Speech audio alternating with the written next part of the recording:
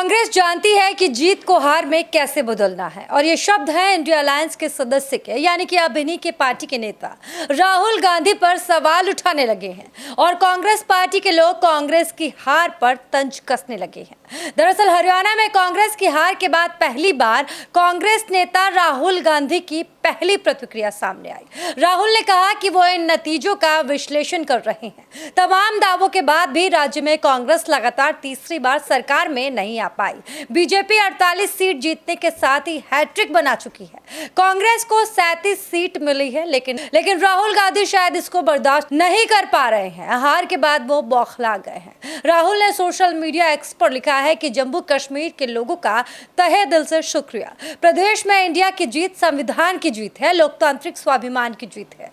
हम हरियाणा के अप्रत्याशित नतीजों का विश्लेषण कर रहे हैं। अनेक विधानसभा क्षेत्रों से आ रहे शिकायतों से चुनाव आयोग को अवगत भी कराएंगे। सभी हरियाणा वासियों को उनके समर्थन और हमारे बब्बर शेर कार्यकर्ताओं को उनके अथक परिश्रम के लिए दिल से धन्यवाद।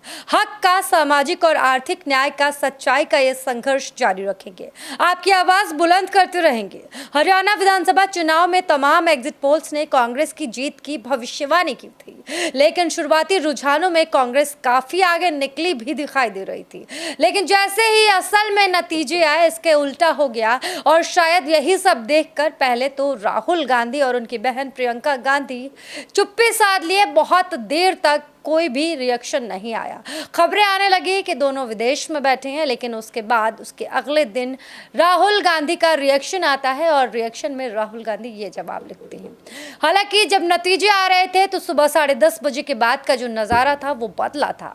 बीजेपी लगातार बढ़त बनाती चली गई। इसके बाद कांग्रेस के पैरों तले जमीन खसक गई। इस बार सरकार बनाने की उम्मीद लगाए बैठी राहुल गांधी को हरियाणा की जनता ने जोर का झटका दे दिया। दरअसल चुनाव के दौरान भी राहुल गांधी ने हरियाणा में जीत का दावा किया था।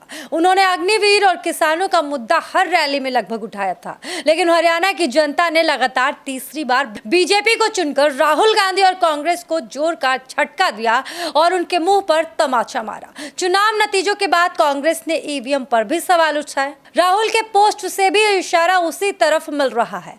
हालांकि कांग्रेस के इस हार के बाद अब उनके ही सहयोगी दल उनको आंखें दिखाने लगे हैं। आम आदमी पार्टी से लेकर शिवसेना, उद्धव गुट ने कांग्रेस को घेरा है। सिर्फ इतना ही नहीं, हार के बाद इंडिया अलायंस के सदस्य भी कांग्रेस पर सवाल उठाने लगे हैं। महाराष्ट्र में महाविकास अघाड़ी में शामिल शिवसेना उद्धव बालासाहब ठाकरे ने कह दिया है कि कांग्रेस जानती है कि जीत को हार में कैसे बदलना है। पार्टी ने हरियाणा के पूर्व मुख्यमंत्री और वरिष्ठ नेता भूपेंद्र हुड्डा पर भी सवाल उठाए। वहीं उद्धव सेना का कहना है कि कांग्रेस नेताओं को हरियाणा के नतीजों से बहुत कुछ सीखना चाहिए।